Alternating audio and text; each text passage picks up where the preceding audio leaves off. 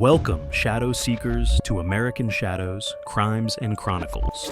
Today, we're unearthing a tale that'll haunt your thoughts long after it ends.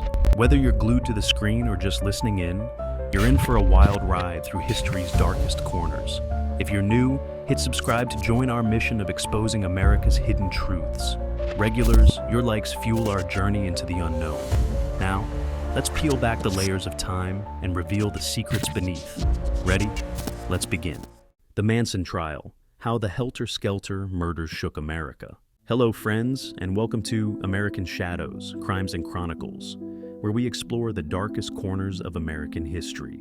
Today we're delving into a case that not only shocked the nation, but also forever changed our understanding of cults, criminal psychology, and the power of charismatic manipulation. On August 30th, 1971, Charles Manson and several of his followers were convicted of first-degree murder and conspiracy to commit murder for their roles in a series of brutal killings that still haunt our collective consciousness. But before we begin this chilling journey, I want to extend my heartfelt thanks to all of you who support our work by watching, liking, sharing, and commenting. Your engagement truly matters and helps us bring these important stories to light. Thank you, friends, for your curiosity and commitment to understanding our shared history. What transforms a troubled youth into one of America's most notorious criminals? How does a group of seemingly ordinary young people become cold-blooded killers? And why does the name Charles Manson continue to evoke fear and fascination decades later? Our story begins not in the sun-soaked hills of California, but in the hard-scrabble streets of Cincinnati, Ohio. Charles Mills Manson was born on November 12, 1934, to a 16-year-old unwed mother. From the start, young Charles's life was marked by instability and neglect.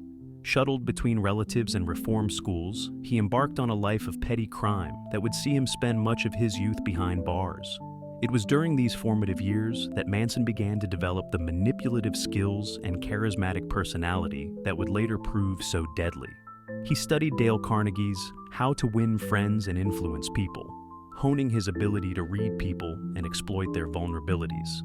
Fast forward to 1967. Manson, now 32 and recently released from prison, found himself in San Francisco during the Summer of Love.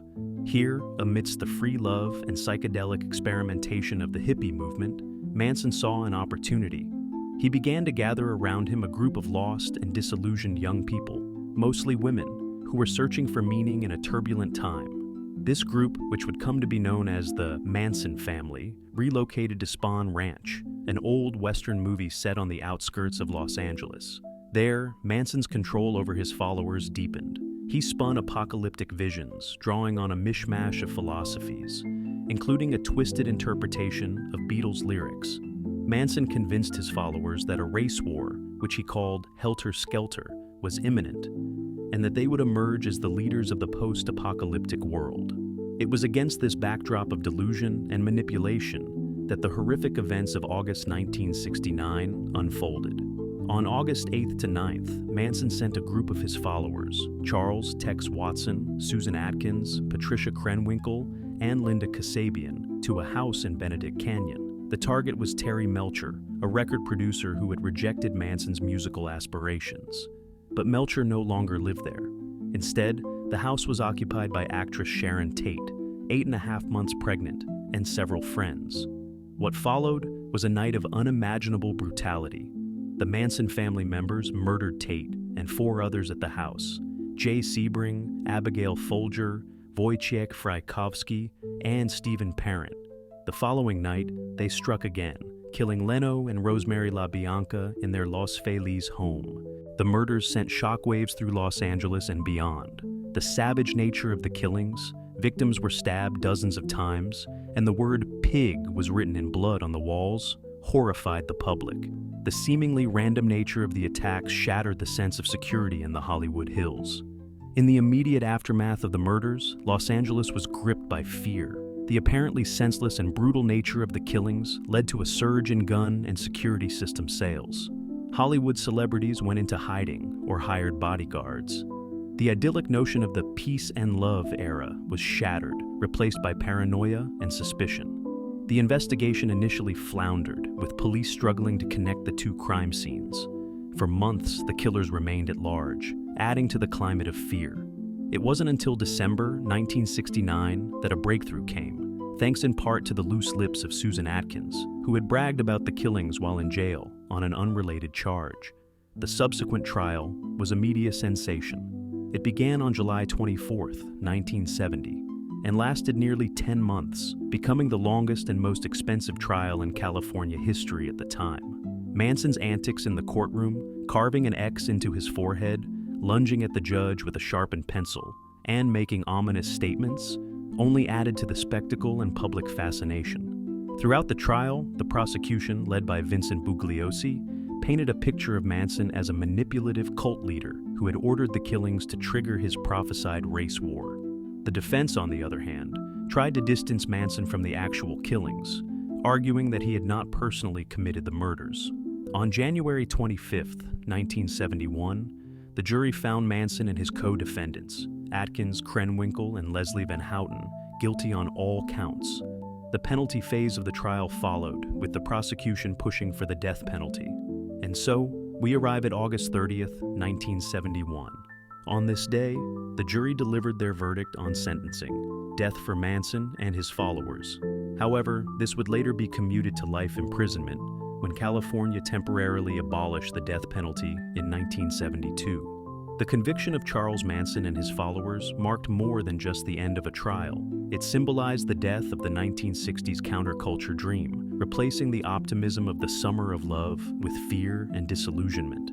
The case sparked a fascination with cults and their psychology, leading to increased study and awareness of mind control and group manipulation tactics. The Manson case had far-reaching effects on the American justice system. It highlighted the challenges of trying multiple defendants in high-profile cases and influenced future decisions about cameras in courtrooms. The case also became a cornerstone in debates about the death penalty, contributing to its temporary abolition in California. In the years since, the Manson case has had a profound impact on American culture. It sparked debates about the nature of criminal responsibility and the power of charismatic leaders to influence others to commit heinous acts.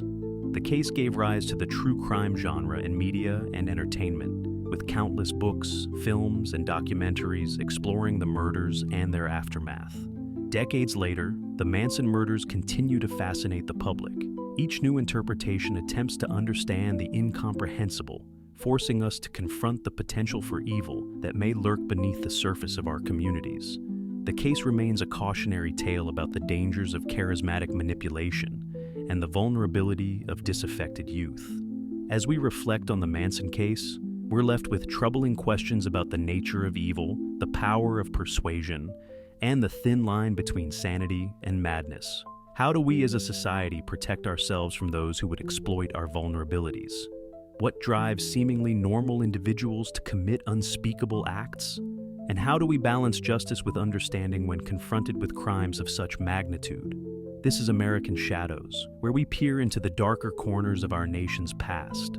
Until next time, remember that even the most shocking crimes can teach us valuable lessons about human nature, society, and ourselves. The echoes of the Manson case continue to resonate today, reminding us of the importance of critical thinking, empathy, and vigilance in the face of charismatic manipulation. Stay curious, stay compassionate, and keep watching American Shadows. For in understanding our past, we gain insights that can help us navigate the complex moral landscapes of our present and future.